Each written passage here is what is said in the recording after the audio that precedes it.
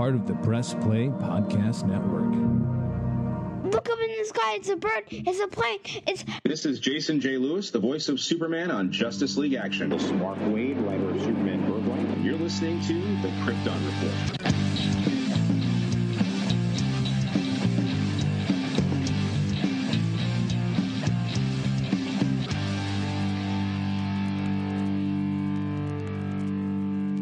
Welcome to the Krypton Report. I quit. Goodbye. All right. Well, welcome to the Krypton Report. I am James, the Superman Red, and with me is Tyler, Superman Blue. Or hey, everybody. He quit. I'm back. I'm back. I'm back. You know, we gotta start the show off different. We are the Krypton Report. We need like a really cool like news team assemble type thing with just us two. Krypton Report, assemble.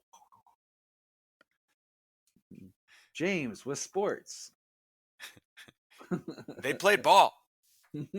Back to you. Tyler with weather. Well, it's rainy outside. Brian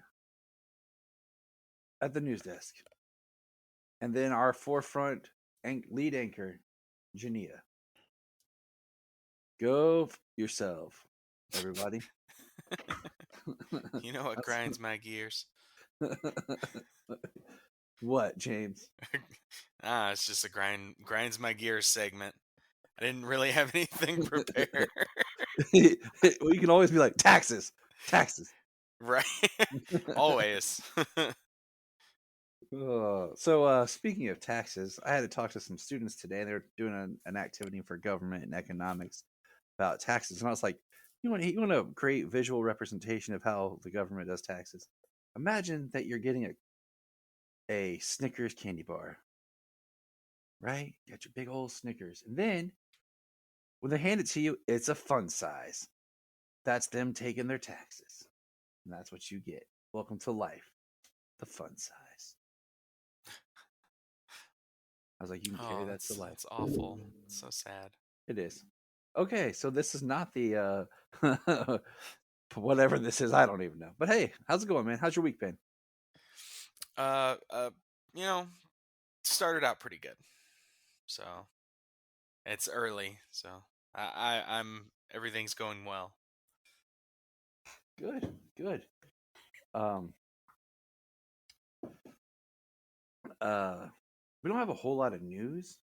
The only thing I have for news is that we saw a picture of like Red Death on the set of The Flash. So it looks like there's actually the Red Death costume. And then there's, Batwoman as well. So we'll see whatever it is going on with that. But that's all I really had. Everything else I feel like it's just been fluff talk, nothing I feel like diving into or really like going on about or anything. It's all just kind of been speculation or he said this and people trying to dissect a bunch of crap. Yeah. Well, you know what? I guess the only thing we can specifically say, because James Gunn is one of the co-CCOs of DC Studios, is he's been active just posting some photos of DC characters. This is true. Yes. So we can't really get into anything deeper than that. Yeah, I mean, he's done Lobo and Mr. Terrific. So I think it's a good way of putting it out there of characters maybe he's interested in and just seeing the kind of feedback that people give. But I mean, that's been about it. So, all right, we're going to dig into some comics. And like we said on our last episode, is we're going to catch up with the comics polls that we have, and then we're going to shift gears a little bit because of the Ultra app. But first, James, tell us about Ultra, man. You were going off and on it about before we started, and I was like, why are we not recording this? So we kind of put a pin in it. So tell us about your Ultra experience. Well, the books are only a month behind, so you can catch up and read a lot of the things that, just books that came out last month. You're current on the story.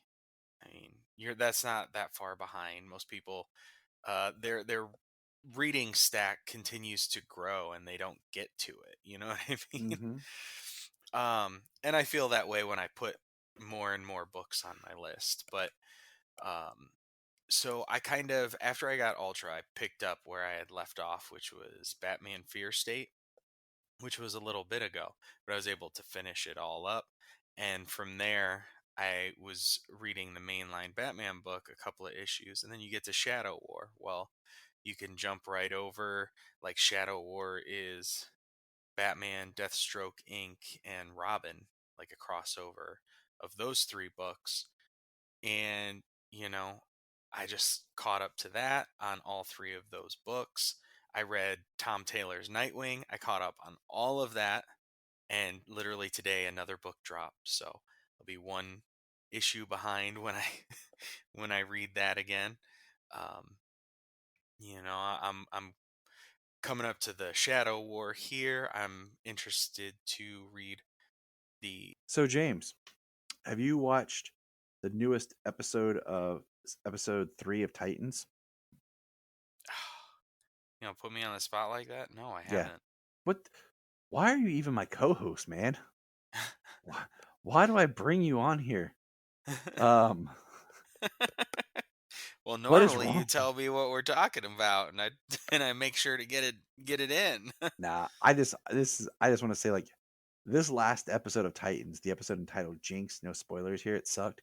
Um, It's it has three storylines in it, and this I won't spoil anything for you, but I really like Connor in that episode and how they're utilizing him, his storyline, and I was like, this is really cool. The Dick storyline in that is garbage, and I'll leave it at that. But the one thing that I'm loving that they're doing with Superboy, and this is something they did in season 2 that I'm just reiterating, is when he uses his X-ray vision, his eyes go white, and they kind of like glow. And I'm just really happy that they've kind of tried to find a way to show that power. yeah, I mean something a little more than just like staring intently at something, trying to do something with your eyes. Stare over here. Look at me. Look, okay. Look at All right, me, good. but try and look through me. Pretend like you're looking past me. Like, look into my eyes. All right. And good. We got it. Cut. Pray. Roll. So, but yeah, I just want to say when you do watch Titans episode 3, just remember that Tyler said that Connor stuff was dope. I look forward to it. I mean, we're supposed to get more, some more Superboy, some more Connor stuff this season. Superboy. Connor. I was trying to do a Paul Rudd impression. It sucked. I'm tired. I need to stop. Let's get on with the show. Amazon books and go up to Trials of the Amazons. I mean, there's so much on there right now. I've added about 75 books in the last couple of weeks to my reading history, and I mean at $3.99 a piece when you have to buy them.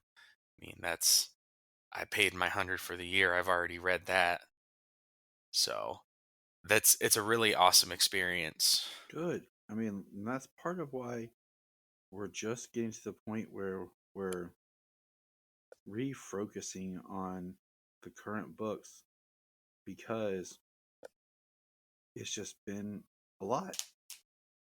I mean, it's just Well, these days everything's a lot. Everything costs so much. You know what I mean? yes. And it's sometimes you got to cut corners where you got to cut them. And I've always been a fan of physical, and I'm going to continue to grow my physical media. It'll probably be at a slower rate than it was before, but um, sometimes, I mean, $100 for a year, and I can be current on all my books. And more, so much more. It's definitely, um, it's definitely a good saving measure, honestly. Oh, I I agree with that because I just feel like I don't know. I just feel like there's a lot that I get sucked into. 'Cause I'm like, oh man, I want to read this, and then the story's just I don't know. The story's not that great, to be honest. And then you're like, I just wasted like $10, and I'm like, you know what? If I read it on the app, I'll be like, oh, that was okay. Good thing I didn't have to pay too much for it. I mean, that's certainly a thought. It's yeah, I've really had a good time with it. Um, I've been on and off with digital reading and physical reading, and My thing about uh, digital reading is I really am not a huge fan of having to open read stuff on my phone. Um, oh yeah, no, I stick to my reading on my and tablet. since like they updated the app and it no longer work with my iPad anymore, I really slowed down my digital reading. Oh And because I man, had to that's use it tragic. on like from the web page, and it just yeah, Adds a little more steps, a little more complexity to it. yeah. But let's get into some reading some comics. First one I got is Batman Superman's World's Finest #8, the new dynamic duo. Which is pretty fitting for this issue, actually. I'm loving the artwork for this story. I'm enjoying the story, but I'm not loving it as much as I wanted to. The artwork is really good. The stories and the way they play out are very old school, like almost Silver Age. Yeah, I can see that. And I'm not saying that as a bad And thing. I just no, but it's not written Silver Age either, you mhm. know? Like those were some word heavy books. Yes, they were. Um the art is fantastic. Um I mean same. It's just As much as I hate to say it, I mean it's Batman Superman. It's written by Mark Waid. I just don't feel like I'm connecting with it as much. I don't know. I mean it kind of dropped down on my reading list like when I get books. Like I'll pick up other books before this. I would I, say, I mean, part of it is but like I'm enjoying it, but like I said, yeah, it's not my first book I it's grab. world's finest, but they're so like, but we're dealing with Supergirl, Robin, and now this new character, and Boy yeah, Thunder. and I'm just like, how about just Batman Superman? Like, where are they at? And this book has Donna Troy, Speedy, Kid Flash, appearing. Garth Aqualad. But okay, so this issue is they're training, Boy Thunder, and it starts off where they're trying to get him to do something, and Speedy's shooting an arrow at him, a boxing glove arrow. He's trying to use his powers, and this I don't really understand this villain. Okay, I'm gonna be real with you. I get what they're trying to say, but uh, it just seemed really weird. Like he looks like um, I mean, you can think of what he does on a massive scale that is happening. Like it's pretty crazy how affecting how effective it is. Yeah. The ultimate lock. Yeah, he entomophobia. Yeah, he's called the Key, and he looks like something out of Voltron. Like, he looks menacing to just he makes people be afraid to like go outside, like leave a door, leave a window, like Yeah. everyone. And I'm just like, this is creepy, but yet somehow feels very cheesy at the same time. I don't know. I'm just like, I'm trying to figure this out. And Batman and Robin are stuck in the Batcave because Robin says, um, where is it? I can steer you to the most urgent. No, that's Batman. Um, he says, if we could, but we're victims too. For all intents and purposes, Robin, I and R are locked inside the Batcave. That's pretty cool. I mean, although he does get down to business in the Batcave. I mean, yeah, he does. Like, I guess if there's a one place you want to be locked in, it might be the Batcave. Or a shopping mall. You can still, yeah, or a shopping mall. I mean, if there are zombies outside. Mm-hmm. They talk about how Supergirl is vaporizing entire walls so doctors can access rooms. Yeah, Superman's ripping open uh ambulances, so there are no doors left. Like, people are basically outside. It's like, all right, I don't know. I feel like for this to really work with me, I needed more than one issue of just being rushed. You know what I'm saying? Like, it would have been something more to build to and see actually how it's affecting people more.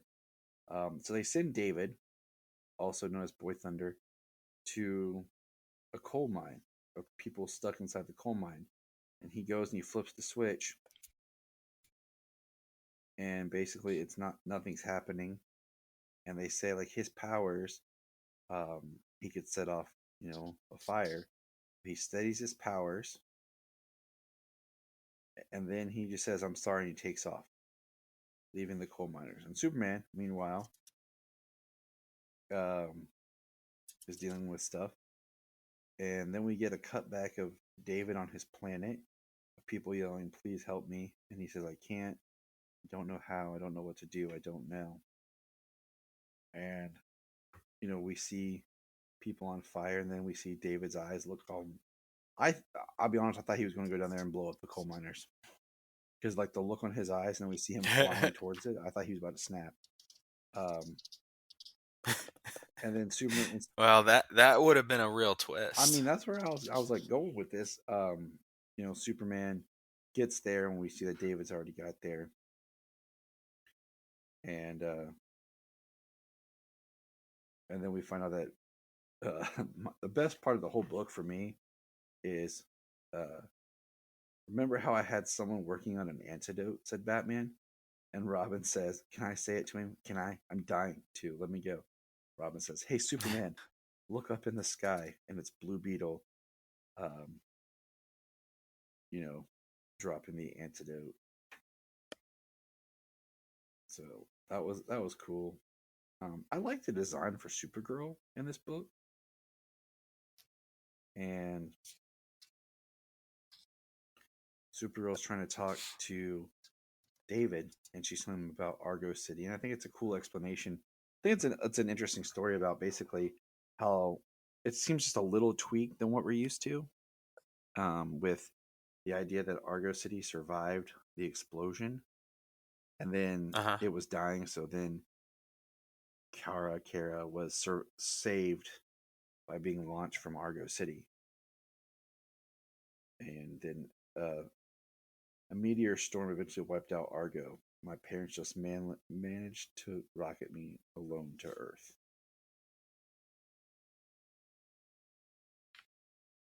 And we see David like in a flashback of like arguing with his parents, and the last page is the Key, who looks like he should be fighting the Witcher somewhere.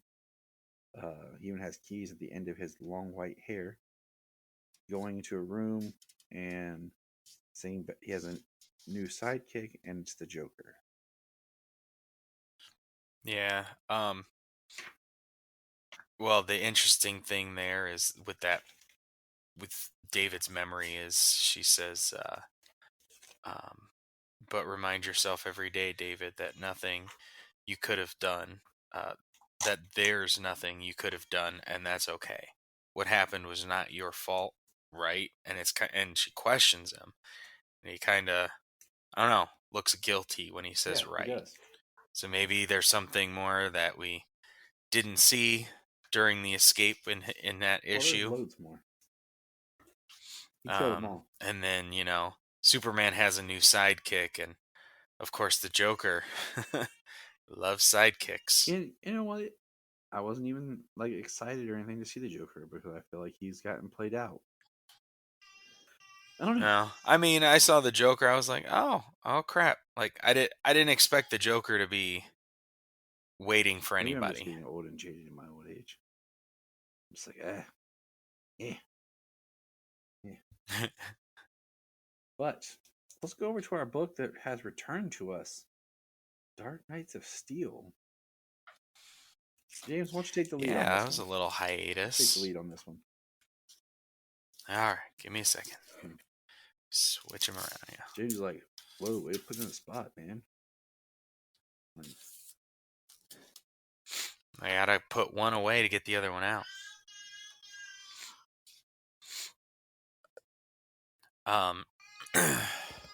So it's the War of the Three Kingdoms, and we see that Lex, the Jokerized Lex, um, is talking back and forth with the Ring.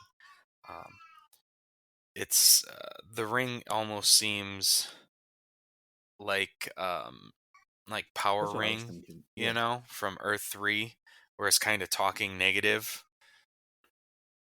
to the person. The Amazons join forces with Anissa's army. So Queen Anissa. Last we left Jefferson and her brother were both assassinated. Yep. I'll tell you, Um, this is one book when it's finished I want to give to Jania to read because I think she'll really dig it. And being that it's yeah. a self-contained story, I think she'll really dig it.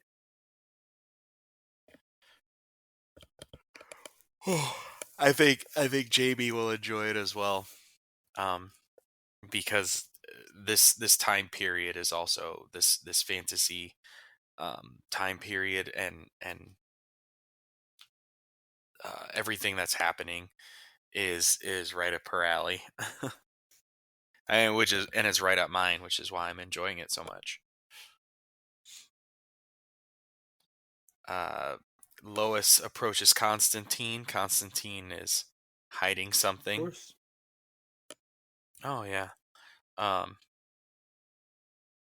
She says something feels wrong. The deaths, the sudden escalation of violence. So yeah, she feels like things are being pushed forward. Back in the L dungeons, got Oliver being able to shoot off Canary's mouth guard, which was awesome. so she can't scream. And then I love that it's Oliver and Canary, but look, Oliver's already lost his arm. Yes, he has. Like, man, come on. Already? Well, Oliver killed the king. I know. Oliver fired the arrow, the magic arrow, created by, now we know, Lex Luthor. I know. I'm like, man, already lost his arm. Right?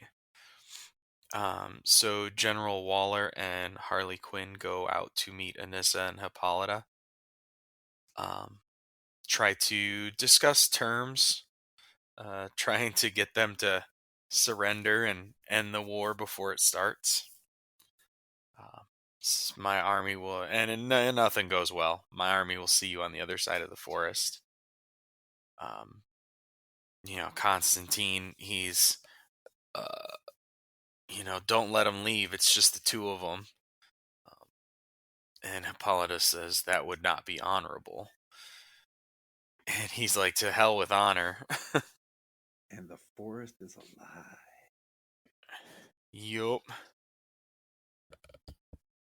So Ivy, she's there. She's there to protect Harley. Yeah, she is.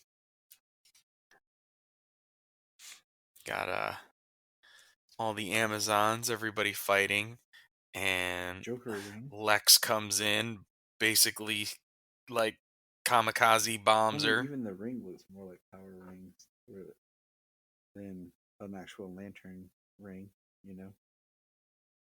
Yeah.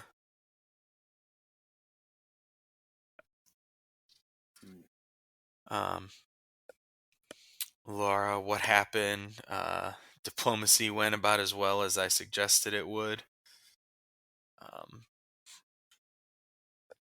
Archers. Waller has the command, and we hear hold your fire, and there's Diana and Zara. No one dies. Agreed. Turn your armies around. It's not too late. And then we see Constantine. He's up to it again. Yep, Constantine has the resurrected prince, or would-be king, and he said, I'd make it rain in her lungs. He says, now do it, Jacob. And he starts collecting, he starts drowning Zara, her by just forcing water into her lungs.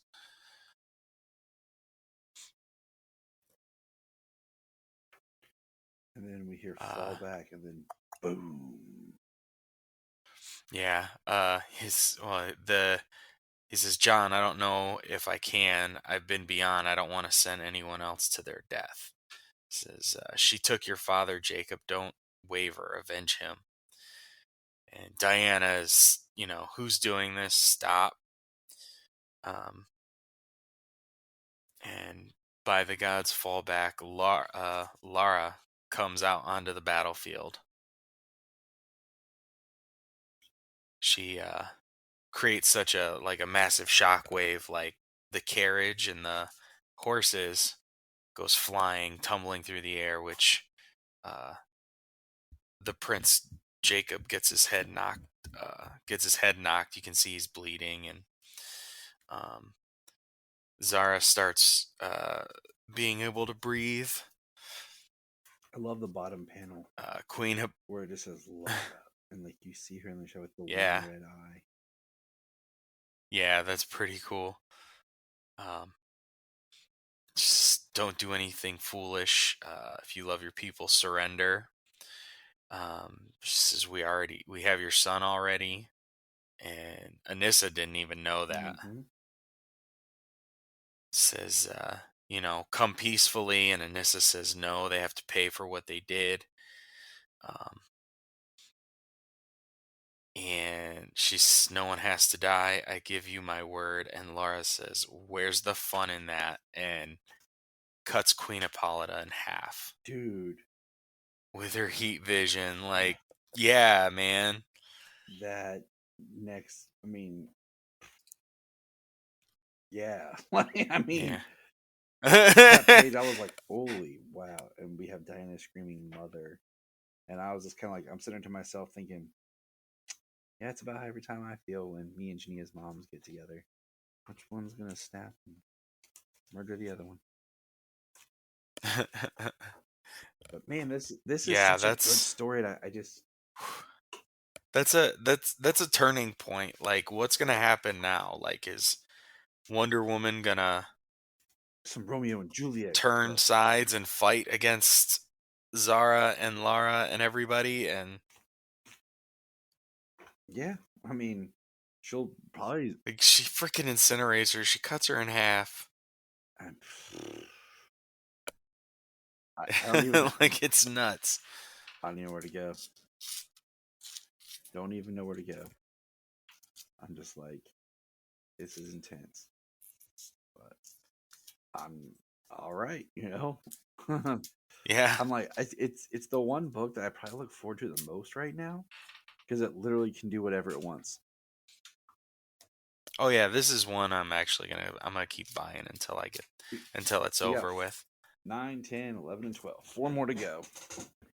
Yep. And yeah, it'll be fun to go back and read again.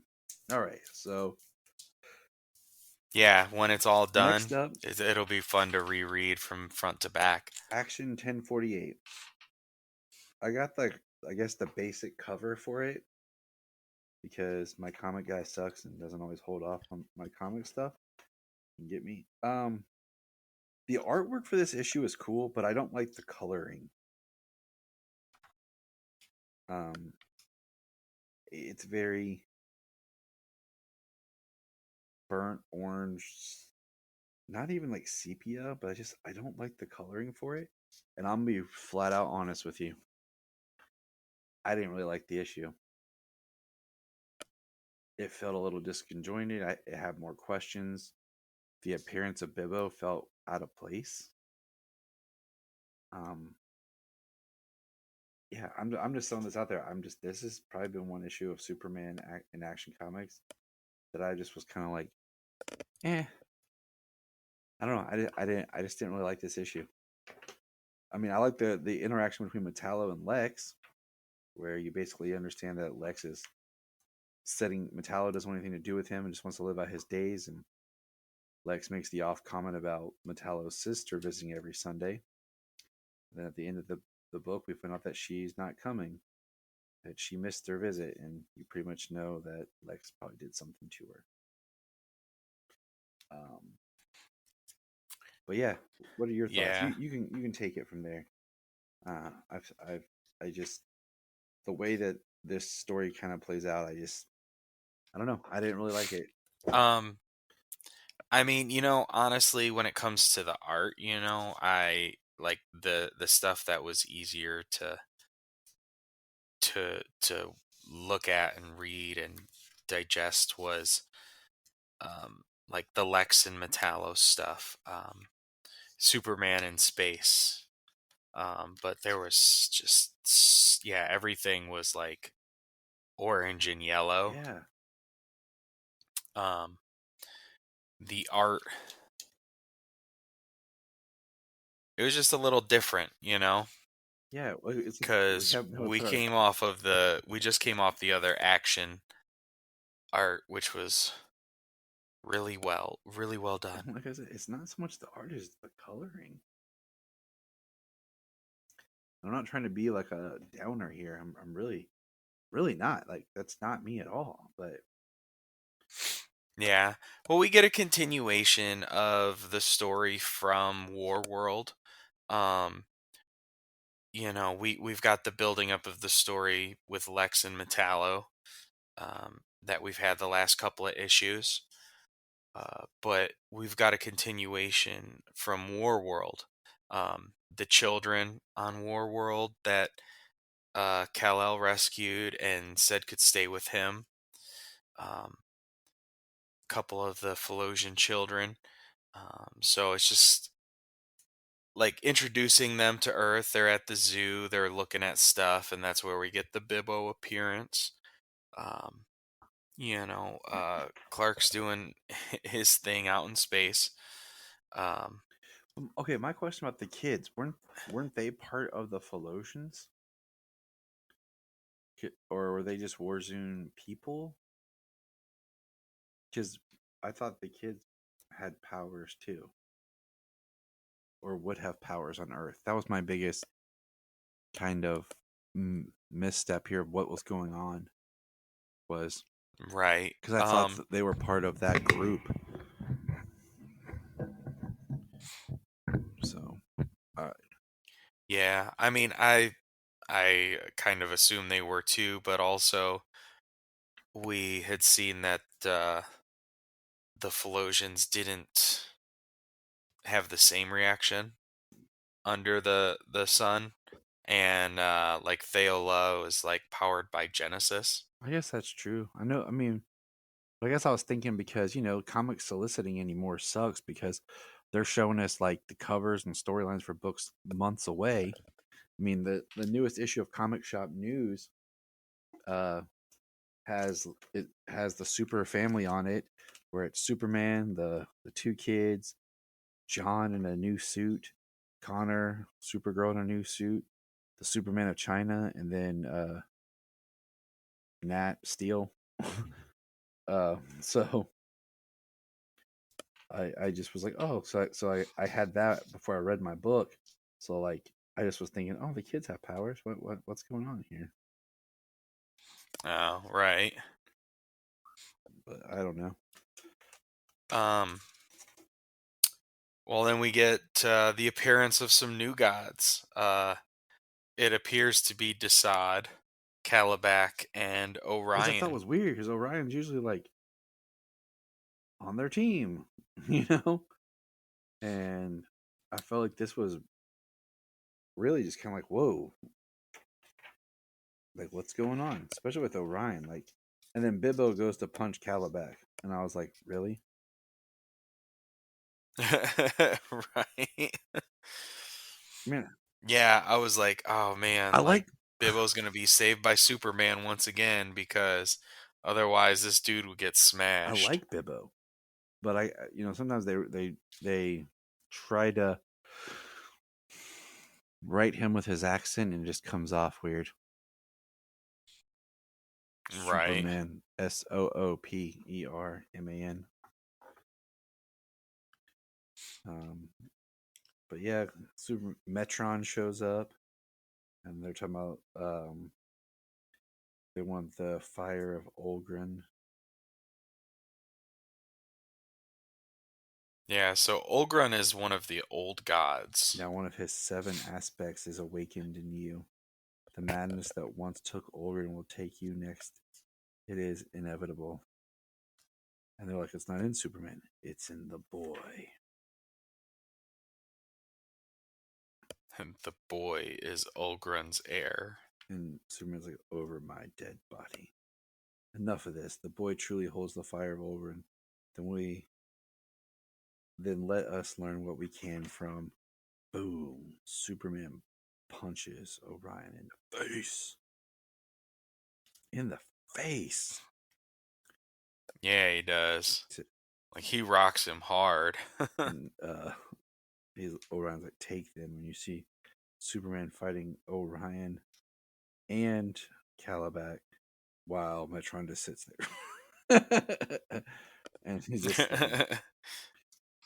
and it's kind of weird Yep. because I mean I do kind of think it's interesting where we have the 2 guards on Stryker's Island talking about how since Superman came back already aliens are invading.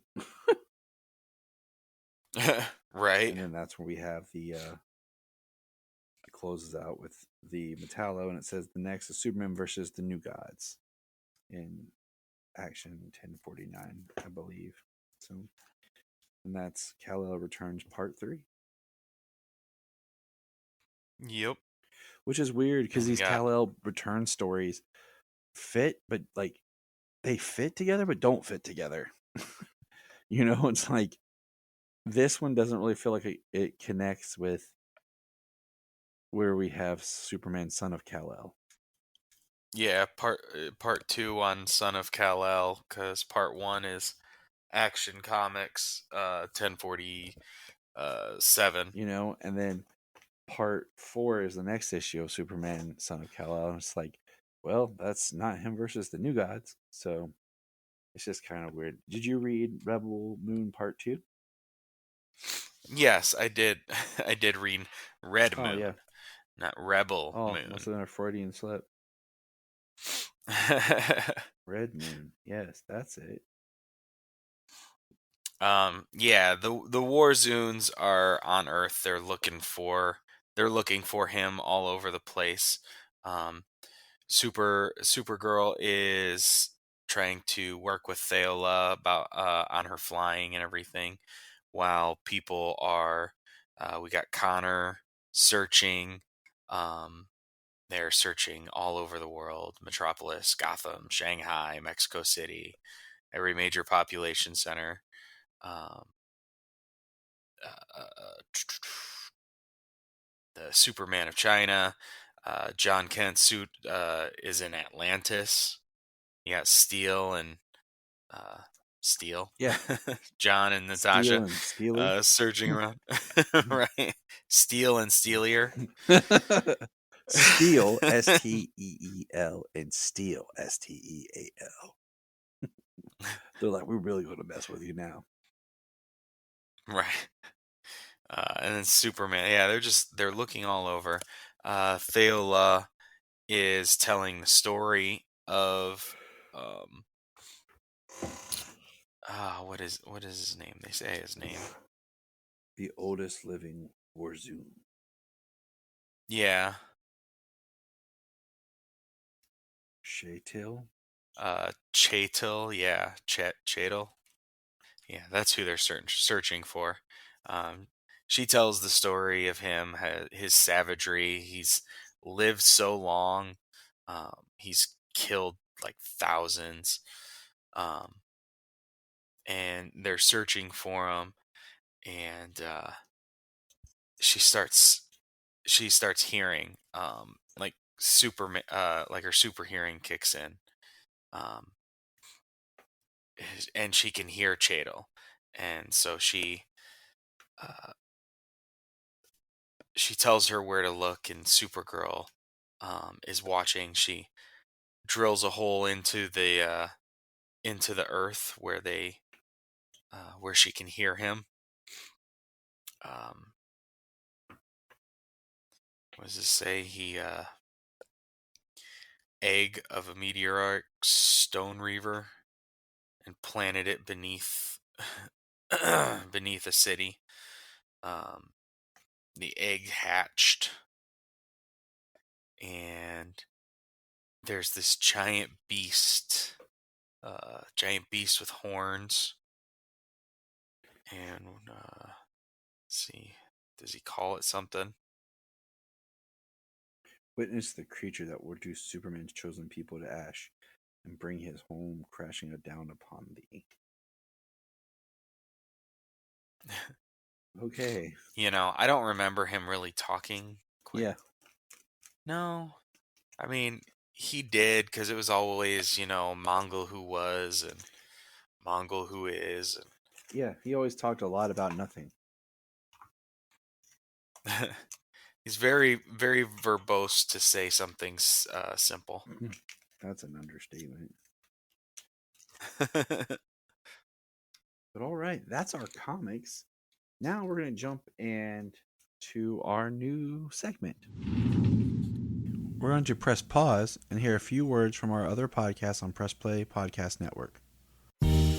Hello, Brooks here with the Books with Brooks monthly book club podcast. Here's how Books with Brooks works. We read one book a month, and then we talk about it. Classics like Stephen King's The Shining, debut novels like We Are the Brennans by Tracy Lang, and tons of other compelling, life-changing stories, one book and 1 month at a time. So come read along with us, and then listen in.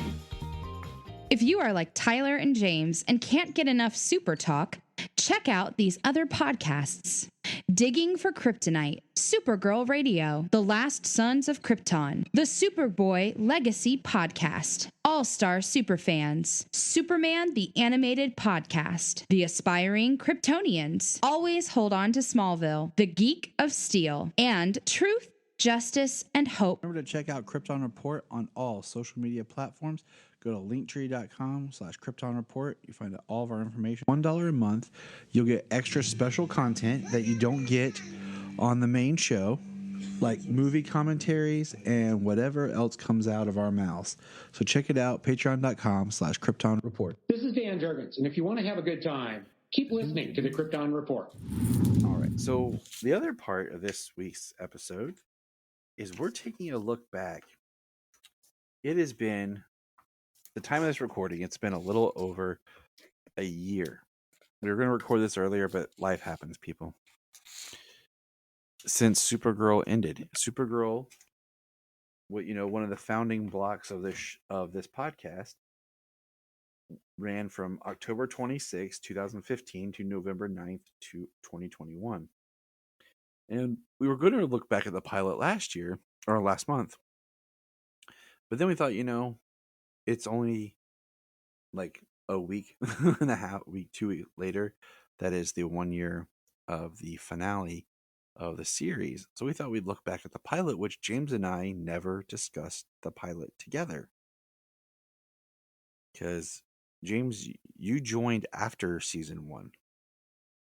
Like we started season 2 together, didn't we?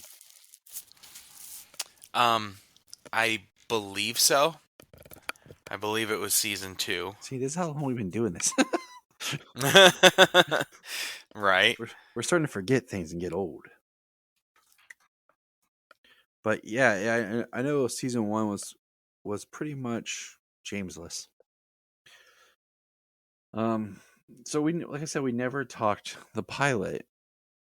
So here we are. We're going back. We're kind of honoring Supergirl the show with a 1 year,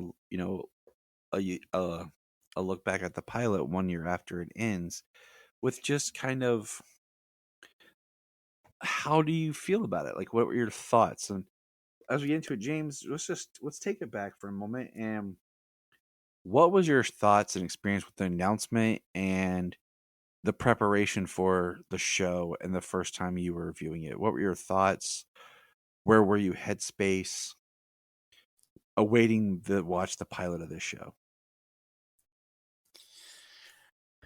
Oh, take it back to 2015, James. Take it back to 2015. Oh, can't hardly remember 2015. I know.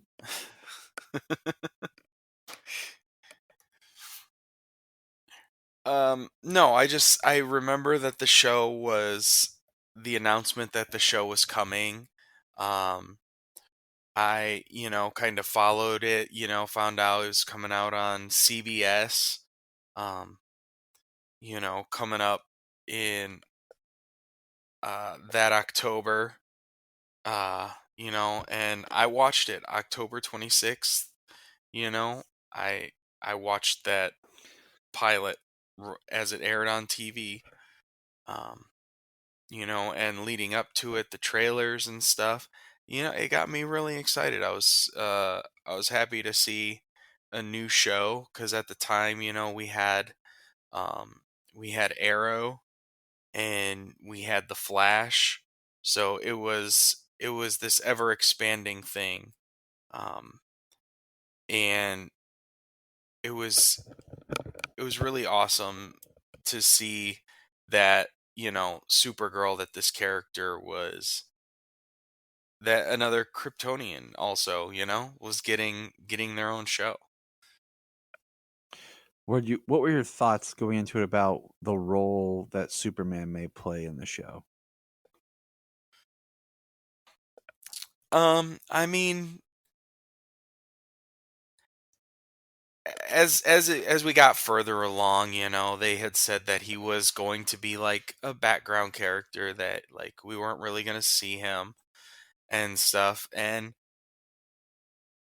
I mean, when I kind of heard things like that, I kind of assumed that the show would do some of what it did, by taking some of Superman's villains, but also I think, you see that in the comics where Supergirl would contend with some of the people that Superman does. It's true. It's true, people. It's true.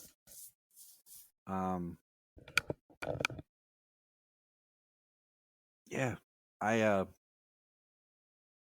So before we get into any other thoughts, before we get into the episode, I'll say my thoughts here.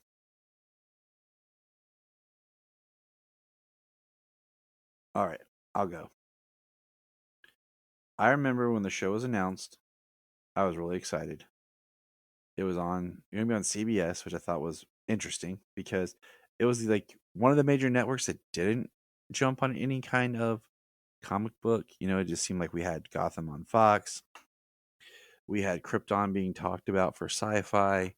course, the CW, and then we had Constantine coming on NBC, and then Supergirl's going to be on CBS. And saw the previews. It was getting exciting. And I started the podcast because at the time I was doing the Gotham Before the Bat, the Gotham podcast, and I was also doing guesting on the Flash Arrow Power Hour that started to expand more as more shows were popping up. And I was like, I want to do this one. So at the network that I was part of, Southgate Media, I was like, I want to do the Supergirl show.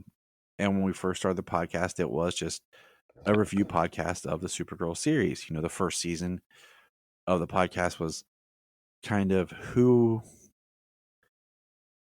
are these characters that were being announced when they would announce when they announced James Olsen, and then of course Kara. We did episodes kind of diving into the histories of the characters, who they are, and building up. And then when the show started, of course, it was called our podcast was called The Last Daughter of Krypton. And then I decided, you know what, I wanted to do more. So of course it morphed into Krypton Report and everything like that. And I've told that story. But during this time, I had a friend who got me, without me asking, the leaked version of the pilot. And do you think that I waited to watch that, James, or did I watch it right away? Oh, I bet you watched that right away. I watched it right away. And I recorded some thoughts, but I didn't release them. I was like, and then when the show aired, I watched it live on TV with my wife, with the wonderful, amazing Jania.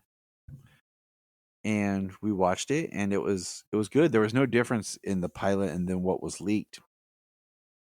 The same thing had happened before with The Flash. That pilot got leaked before it premiered, and I did the same thing. And I remember watching it, being very excited about the show. And, we speculated before, like, what the role of Superman would be. Would this be a world without Superman, where it basically be a Superman show with Supergirl? And then we had the pilot. And now we're going to talk about the pilot episode in depth. So, James, how was watching the pilot? When was the last time you watched it? I probably started rewatching Supergirl a couple of years ago on Netflix. Watched, a good half of the first season. That was probably the last time I watched the pilot episode, which is probably only the second or third time, probably third time I've seen it. I think I've watched the pilot 3 times before this. I think it's my 4th time watching it. Because I watched it once when I watched the leak. And then I watched it live. And then I started to rewatch some stuff here and there. And then that was years ago, I think. Because I was trying to do a rewatch a few years back of like Supergirl and Flash. Or no, yeah. And I got like I did season 1 and 2 of Flash like it was nothing. And Supergirl, I didn't make my way through. Because I wanted to try to watch it with Sayla, which I'm thinking about rewatching the first season because Sayla is more interested now. But that's a side story. And I hadn't watched. I've been wanting to revisit the series, but at the same time, just because of where the series went, some of it got so heavy and so disjointed that I didn't really feel like revisiting the show. But I will say, watching the pilot again was so refreshing. It felt good.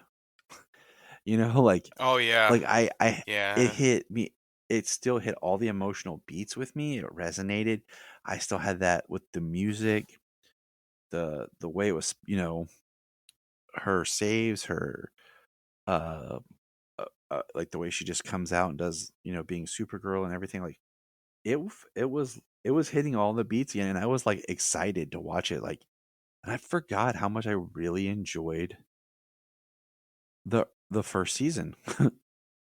And I'm really excited to kind of revisit it because it doesn't feel as weighed down as it will become. And as I was watching it,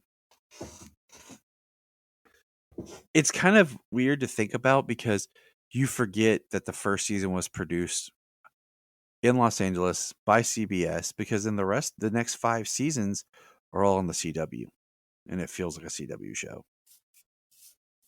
So right. so it felt different. I mean, they're in California, they're in Los Angeles, and we have that awesome set for the cave bunker base for the DEO. Yeah, I was watching. I forgot about the cave. And I was watching how good the writing was of just setting up the engine for the show. You know, they're talking about Fort Ross has crashed and that Alora jailed them, and how it really was a mother and daughter show. And I was like, they talked about how she was lost in the Phantom Zone, and then I got thinking, like, did we ever learn what pulled her out of the Phantom Zone that helped pull Fort Ross to Earth? I think there was some explanation, but I can't remember what it was. Um, you know, yeah, I know that they, in this episode at the DEO, that they said that she pulled them out when she came out, Mm-hmm.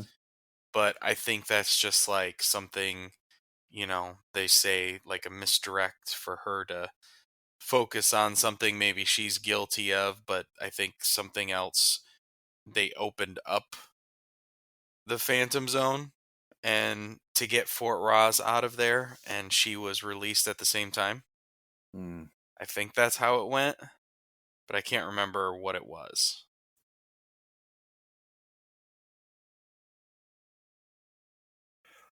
So that was exciting. Just like, they talk about how the people from Fort Ross escaped, but they haven't really been doing too much until recently. They started to act up again, and I love her reveal to win and what happens, and it was thrilling and exciting, and it was almost like I was ready for the show. Like, what is the show? Like, what's gonna happen? Then I'm like, wait, I know everything's gonna happen. I was excited, like the montage of when she's kind of piecing her suit together, and she has like the more Doc Martin boots on as she's stopping the bank robbery. Yeah. She doesn't have the symbol on yet, and she's got the Doc Martin boots, and she's filming on the back lot of where they filmed Lois and Clark. So that was exciting. You remember that? Yeah. So nice little super nod there. And the one thing I was like, when is making her suit? And I was like, how? Because later he has DEO tech, and that's, oh, we just made it, to DEO. But here he's putting together a suit, and I'm like, Yeah, he's talking about like some sort of composite material for the cape. yeah. I'm like, because he's like, no cape, and he's like, oh, it's aerodynamic. Don't tell your cousin I said that. Right. Like, capes suck. Capes are stupid. And then he's like, yeah, maybe this cape will hold up. And at the end of the episode, we have James present Kara with something, and it's actually Kal-El's blanket. It's for her cape, and I was like, I feel like she shouldn't have had a cape the whole episode till the end. And then this is how she actually got her cape. I don't know. I was like, it could have been something like piecing the suit together. I mean, it is a great scene when she comes walking out with the full Supergirl suit with the long boots and the tights and everything. Like, it was it was still thrilling and exciting for a pilot episode here for a series that I've seen that makes me it makes me wonder what the show would have been if it hadn't left CBS. Right. Because there's a different feel, a tone, a vibe. Because you just moving location, they change crew, they change. A lot happens in the second season. We lose a lot of people. Yeah, we do. How did you feel about watching the pilot again with Cat Grant, like her character? Um,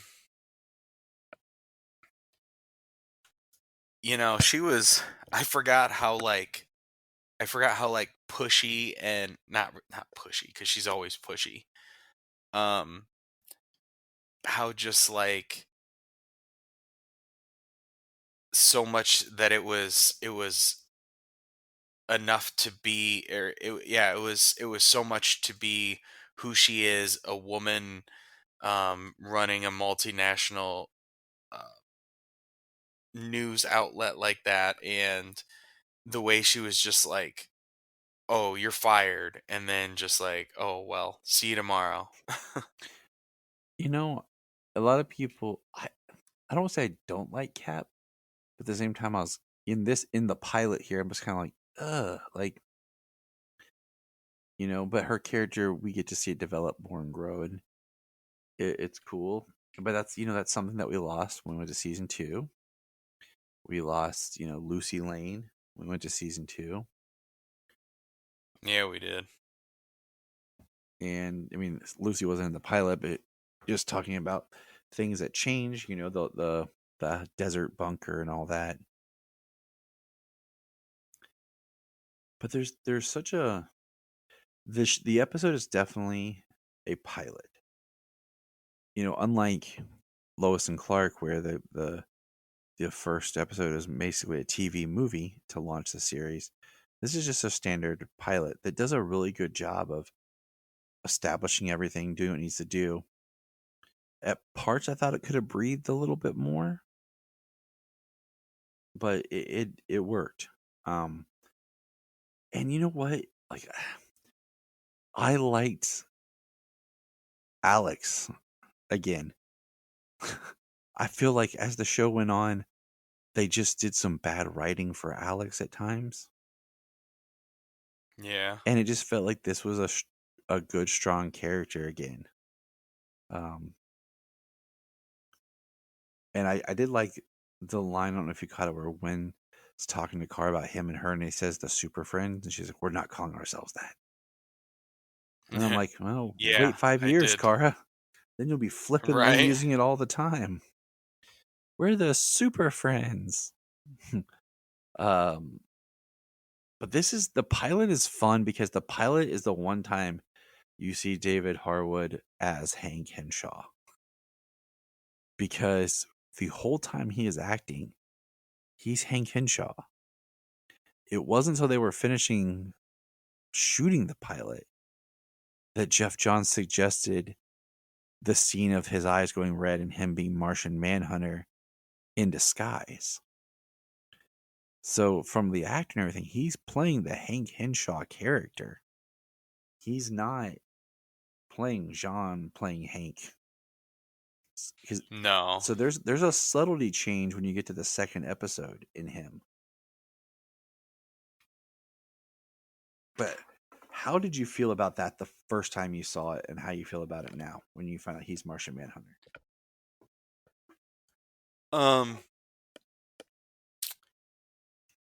I just from knowing like where it goes, and the fact that he gets to play Hank Henshaw again, and like how dark and like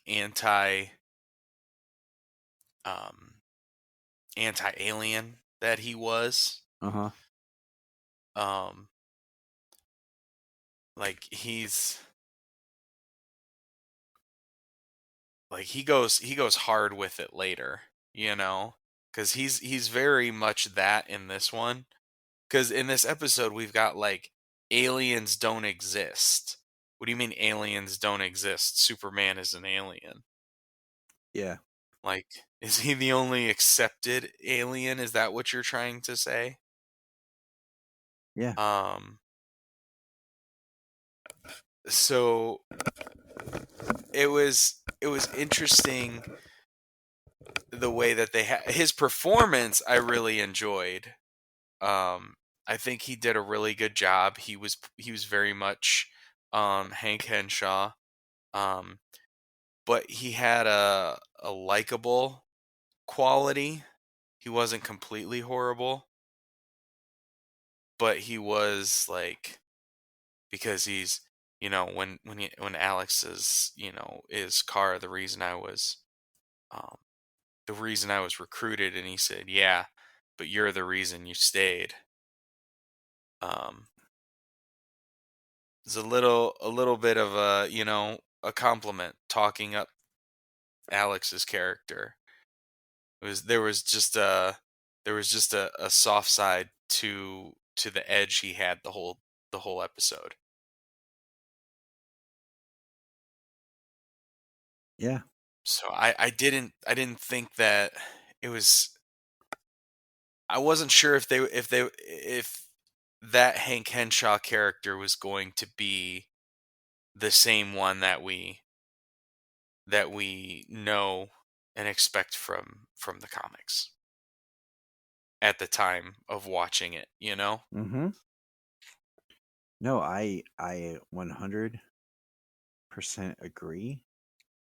Now, when you watch that first episode and his eyes turn red, how did you react? Did you poop your pants? Well, I mean, I was like, "Oh man," like I was like, is that Martian Manhunter? Is that what we're doing here?" And I was real excited about that. I was like, "Oh man, this is awesome! This is amazing. Where's James?" And Janine was like, "Who's James?" I said, "Oh, time dilation. You'll catch up."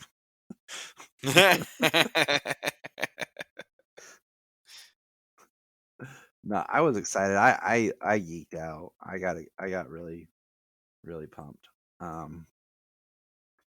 So it was nice, and I was glad they did it. And yeah, I look back and I'm thrilled at this pilot, and I highly recommend the first season. And second season's good, and season 3, season 3 I think was the best, but after that the show just it turns and becomes something different. You flood it with side characters that you let take over all the attention, and it loses its spark. You have some bad writing for some of the characters, and I don't know. It was nice to be back in the pilot, and I want to rewatch the Live Wire Flash episode because that's good. Yeah, I haven't seen the first Flash Supergirl crossover episode in a really long time. Like Obi-Wan Kenobi, hearing old Ben Kenobi. Because like I've watched the musical episode a few times. With the music maestro that's basically like Mr. Mix's Pedalic, yeah. Yeah. Yeah, that we were like, wait a minute, he's more powerful than he should be. This isn't the music maestro that I saw in Batman the Brave and the Bold. No, it was not the same music meister, but I think the way they used him and the way the episode turned out, yeah, I mean, it worked. It did work. But anything else you want to say about the pilots of Supergirl? Watching it here now. I'm glad I rewatched it. It's been a while, and it made me want to watch the rest. It made me want to watch the rest of the season again. I haven't seen the first season in its entirety, in maybe at all. You know, maybe I don't think I might have seen the first season in its entirety since it aired on TV. So it really makes me want to check that out. And I'm certain I will again, but not at the moment. We are actually working on Smallville Nice. currently. I feel like with the way the shows are going and summer, I'll probably start revisiting things because it seems like certain things are slowing down. You know, we don't have it like we did for a while where we had so much of shows being played over the summer and year round for our DC shows. And yeah, well, you know, like we got Smallville, we got Titans, Doom Patrol will be coming soon. yeah, but that's gonna be over in like a month. You know, like 2 months. So, like I said, summertime. I'll have some free time to kind of revisit things. Yeah.